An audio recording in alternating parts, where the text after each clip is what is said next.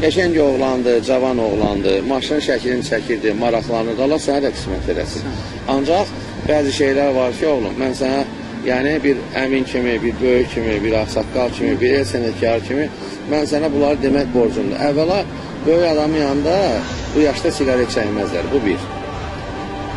Ata yanında sigaret çəkməzsən hər halda, əmi yanında çəkməzsən, mən də sən elə, sən çəkirsən, sən düz eləmirsən.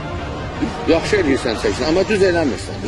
Sən çəkirsən, yaxşı eləyirsən. Sənə biz heç kim demir ki, çəkmə, amma yaxşı deyil. Amma düzgün deyil.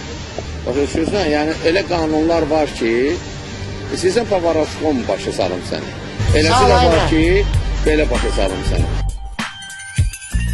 Məsəl üçün, sən Allah eləməsin, həbsxanaya düşsən, sən o işdə orada